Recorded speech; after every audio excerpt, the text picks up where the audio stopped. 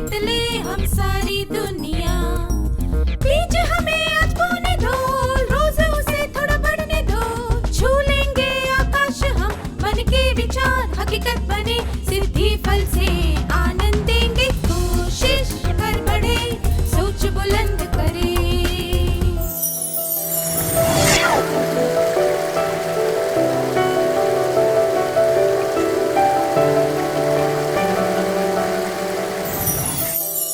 नमस्ते छात्रों, आप सबको देखकर खुशी हुई। पिछले सत्र में हमने सीखी थी प्रचुरता की भावना।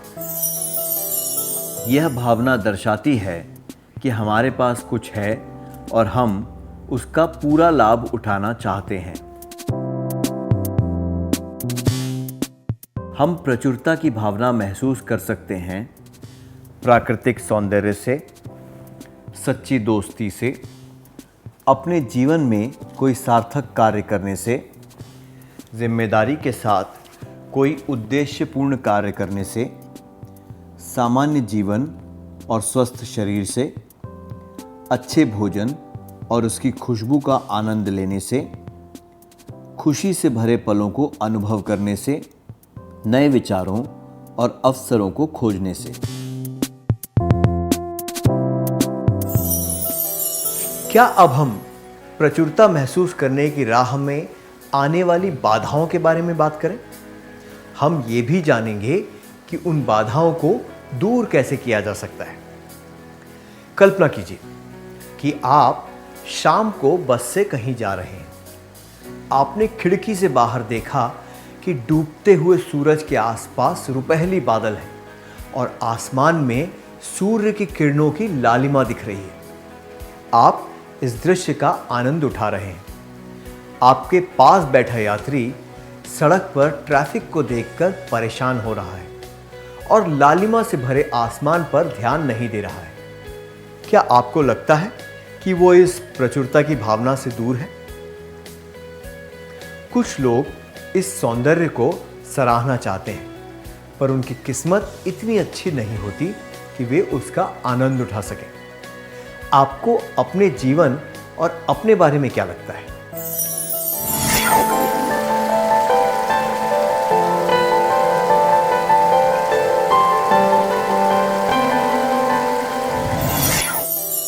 सही कहा। हमें महसूस होता है कि हम कितने भाग्यशाली हैं कि हम ऐसी चीज़ों का आनंद उठा सकते हैं और ऐसी चीज़ों पर ध्यान भी देते हैं। हम जो भी हैं और चाहे जो भी काम करते हैं, पर हमारे पास ऐसी कोई चीज़ या बात ज़रूर होती है जिस पर हम गर्व कर सकें और जिसके लिए हम कृतज्ञ हो सकें, है ना? हमारे पास जो भी है उसके लिए कृतज्ञता दिखाकर हम प्रचुरता महसूस कर सकते हैं, चाहे वे चीज़ें भौतिक हों या ना हों। बल्कि हमारा जीवन ही हमारा सबसे कीमती तोहफा है और इसके लिए हमें कृतज्ञ होना चाहिए। मैंने सही कहा ना? जब हम काले चश्मे से देखते हैं तब क्या होता है? सही कहा, हम जो भी देखते हैं वो गहरे रंग का दिखता है। अभाव में भी यही होता है। जब हमारा दृष्टिकोण अभाव वाला होता है तब हमें वही नजर आता है जो हमारे पास नहीं है। हम ये भूल जाते हैं कि हमारे पास कितना कुछ है। और दूसरी तरफ जब प्रचुरता का दृष्टिकोण होता है तो जीवन ज़्यादा सुखमय लगता है। जब हमारे दृष्टिकोण अभाव वाली बात होती है तो हम ये देखते हैं कि हमारे पास क्या नहीं है और हमारे पास जो है उसे भूल जाते हैं। मैं दोहराता हूँ, जब हमारे दृष्टिकोण अभाव वाला होता है तो हम ये देखते हैं कि हमारे पास क्या नहीं है और हमारे पास जो है उसे भूल जाते हैं। जब हम अभाव वाली भावना को बढ़ावा देते हैं तो क्या होता है? कल्पना कीजिए कि आपके पास एक सुंदर बैग है। आपके दोस्त के पास भी एक बैग है जो ज़्यादा महंगा और सुंदर है। आपको भी वैसा ही बैग चाहिए। अगर आप परिस्थिति को समझे बिना इस तरह की इच्छाओं को बढ़ावा देंगे तो क्या होगा?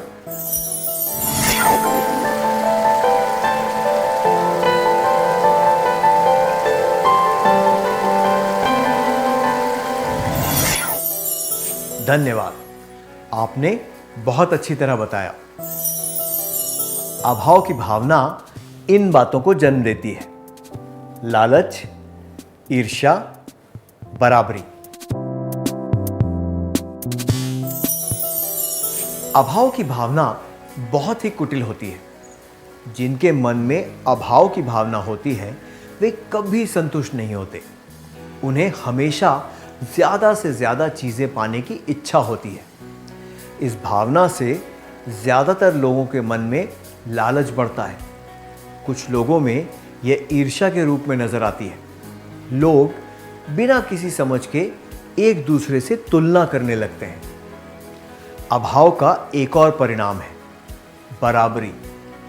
वास्तविकता पर ध्यान दिए बिना लोग एक दूसरे की बराबरी करने लगते हैं। जिस चीज में वे निपुण हैं उस पर ध्यान देकर जीवन को सार्थक बनाने की जगह वे दूसरों की तरह बनना चाहते हैं। इस वजह से उनकी खुशियां छिन जाती हैं।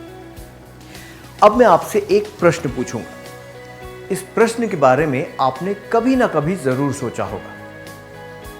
महत्वाकांक्षा की भावना और अभाव की भावना के बीच में क्या अंतर है?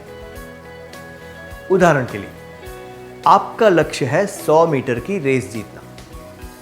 आपको यह चिंता है कि दौड़ने के लिए आपके पास अच्छे जूते या फिर कोच नहीं है।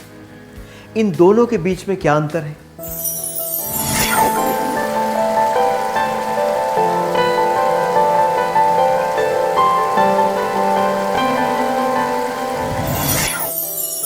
सही कहा। महत्वाकांक्षा या फिर लक्ष्य में सकारात्मक भावना होती है, जबकि अभाव में नकारात्मक भावना होती है। महत्वाकांक्षा से लोगों को अपने लक्ष्य प्राप्त करने का प्रोत्साहन मिलता है। अभाव पर ध्यान न देते हुए वे शक्ति और दृढ़ता से अपने लक्ष्य की ओर बढ़ते हैं। दूसरी तरफ अभाव की भावना से नकारात्मक प्रवृत्तियों को बढ़ावा मिलता है। इससे वे सुस्त और ईर्ष्यालु बन सकते हैं। वे जीवन में हमेशा असंतुष्ट रहते हैं क्योंकि उन्हें लगता है कि जो उन्हें चाहिए वो नहीं मिलता। ये भी हो सकता है कि वे अपनी इच्छाओं को पूरा करने के लिए आक्रामक रूप से अधीर हो जाएं और किसी भी तरीके से उसे पूरा करने का प्रयास करें। इस तरह का व्यवहार खुद के लिए और दूसरों के लिए हानिकारक हो सकता है। बाधाओं को अवसरों के रूप में देखने से सफलता प्राप्त करने में आसानी होती है।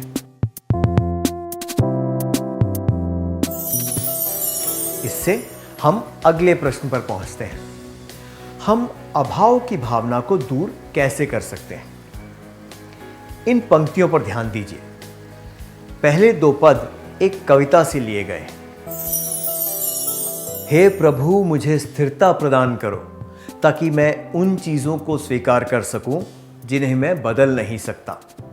साहस प्रदान करो ताकि जिन चीजों को बदला जा सकता है उन्हें बदल सकूं। बुद्धि प्रदान करो ताकि इन दोनों के बीच का अंतर जान सकूं। आज मैं जी सकूं, हर पल का आनंद उठा सकूं, मुश्किलों को शांति का पथ समझकर स्वीकार कर सकूं।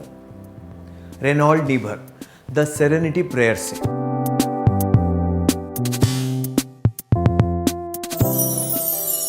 अगर आप अमीरी महसूस करना चाहते हैं तो उन सब चीजों की गिनती कीजिए जिन्हें पैसों से नहीं खरीदा जा सकता और जो आपके पास है।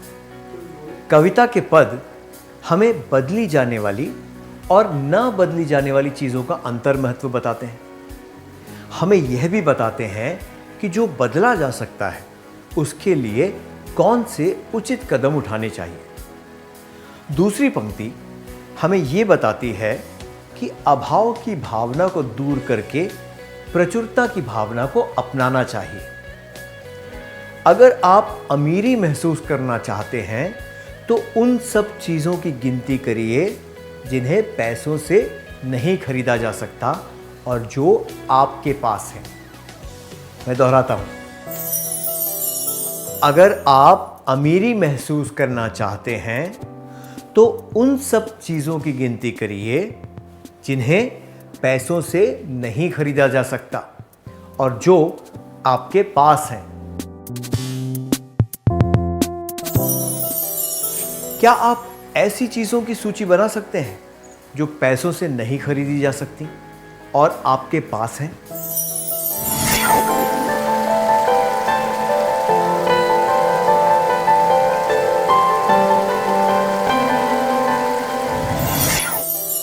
आपने सूची में जो चीज़ें लिखी हैं उनसे आप प्रचुरता की भावना महसूस कर सकते हैं। तो हमने देखा कि प्रचुरता महसूस करना हमारे ही हाथ में है। हमें यह समझना चाहिए कि जो हमें चाहिए वो हमें मिल ही जाता है। हमारे पास सब कुछ ना हो तब भी हमें संतुष्ट रहना चाहिए, क्योंकि इच्छाओं का कोई अंत नहीं होता। हमें तोहफे के रूप में जो जीवन मिला है उसके बारे में सोचकर खुश रहना चाहिए और मन से अमीर होना चाहिए। अगर हम ये हासिल कर लेंगे तो इसके परिणाम सकारात्मक ही होंगे। क्या हम एक शब्द पहेली के द्वारा देखें कि ये सकारात्मक परिणाम क्या है? यहां कुछ संकेत दिए गए हैं जिनसे आप पहचान सकें कि सकारात्मक परिणाम कौन से हैं। प्रचुरता के सकारात्मक परिणाम: गौतम बुद्ध, मदर टेरेसा। हर टीम को इसकी आवश्यकता होती है।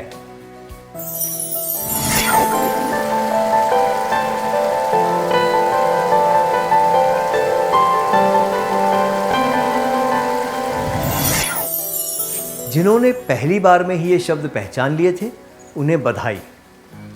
प्रचुरता की भावना का अर्थ है यह आभास होना कि जो हमें चाहिए वो हमारे पास है, और ये भी कि हमारे पास जो है वो उससे दूसरों की मदद भी की जा सकती है। जब हमें प्रचुरता की भावना होती है तो हम कम सौभाग्यशाली लोगों के प्रति करुणा का भाव दिखाते हैं। हम दयालु होते हैं और दुर्भाग्यशाली लोगों की सेवा करते हैं।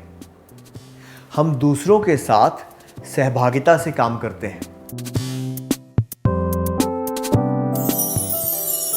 प्रचुरता की भावना से हम दुर्भाग्यशाली लोगों के प्रति दया भाव और करुणा दर्शाते हैं। ये पहला चरण है। जिनमें करुणा का भाव आ जाता है वो अगले चरण में दुर्भाग्यशाली और लाचार व्यक्तियों की मदद करते हैं। इस भावना का एक और परिणाम है दूसरों के साथ मिलकर काम करना। प्रचुरता की भावना महसूस करने वाले लोग हर एक अवसर का पूरा फायदा उठाते हैं और दूसरों के साथ सहभागिता से काम करते हैं। तो फिर हम कह सकते हैं कि प्रचुरता के सकारात्मक परिणाम हैं करुणा, सेवा, सहभागिता।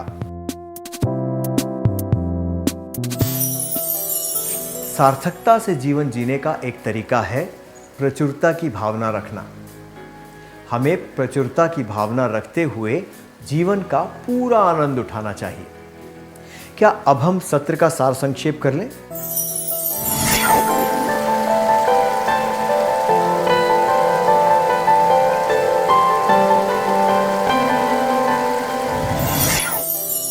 अभाव की भावना इन बातों को जन्म देती है: लालच, ईर्ष्या, बराबरी। कि प्रचुरता के सकारात्मक परिणाम हैं करुणा, सेवा, सहभागिता। इतनी अच्छी तरह सार संक्षेप करने के लिए धन्यवाद। क्या अब हम थोड़ा गृह कार्य लिख लें ताकि ये बातें हमें अच्छी तरह समझ आ जाएं?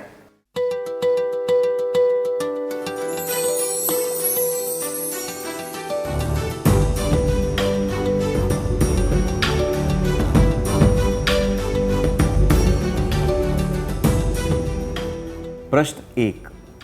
आपका दोस्त और आप कक्षा के लीडर के चुनाव में खड़े हुए हैं। आपका दोस्त जीत जाता है और लीडर बन जाता है। आपको उप लीडर बनाया जाता है। आप क्या करेंगे? उत्तर 1। मैं उप कक्षा लीडर बनने से मना कर दूंगा या कर दूंगी।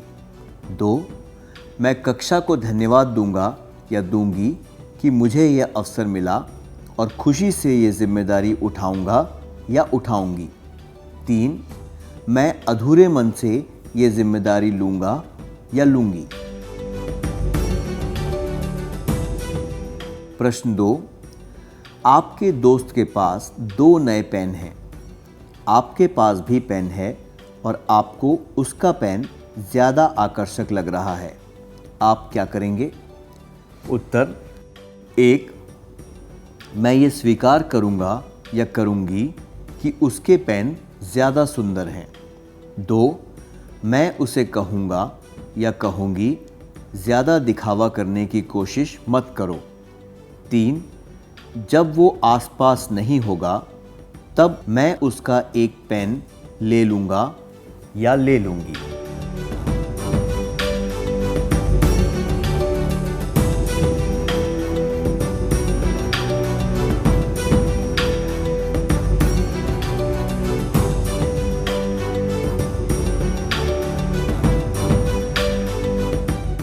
क्या आप अगले सत्र में ये कार्य पूरा करके लाएंगे? तब तक के लिए नमस्ते।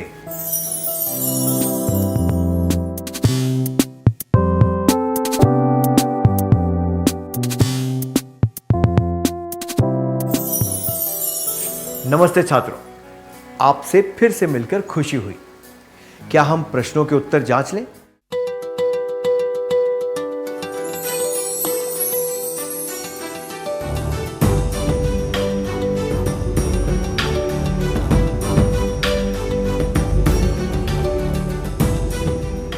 प्रश्न 1। आपका दोस्त और आप कक्षा के लीडर के चुनाव में खड़े हुए हैं। आपका दोस्त जीत जाता है और लीडर बन जाता है। आपको उप लीडर बनाया जाता है। आप क्या करेंगे? प्रश्न 1 के लिए ये जवाब कि मैं उप कक्षा लीडर बनने से मना कर दूंगा या कर दूंगी और मैं अधूरे मन से ये जिम्मेदारी लूँगा या लूँगी अनुचित है।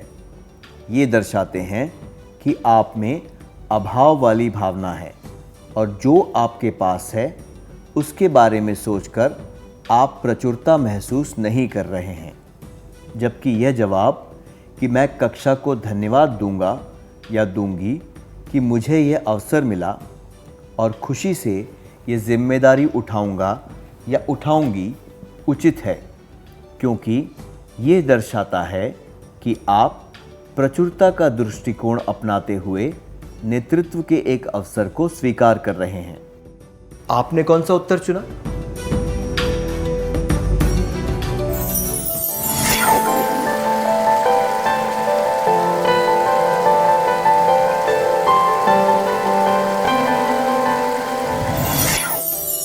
प्रश्न 2। आपके दोस्त के पास 2 नए पेन हैं। आपके पास भी पेन है और आपको उसका पेन ज़्यादा आकर्षक लग रहा है। आप क्या करेंगे?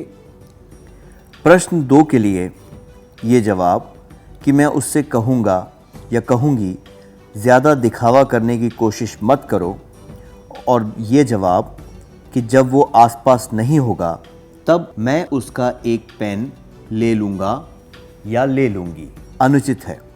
ये दर्शाते हैं कि आपका अभाव वाला दृष्टिकोण ईर्ष्या और लालच के रूप में सामने आ रहा है।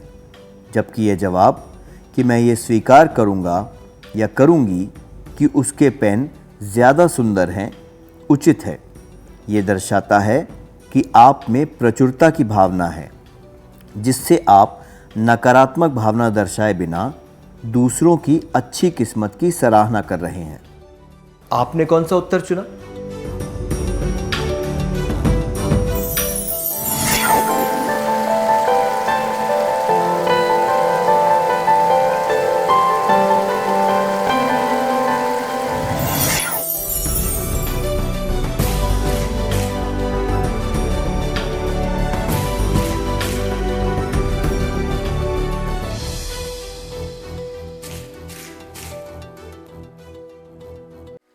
जिन्होंने सही उत्तर चुने थे उन्हें बधाई हो।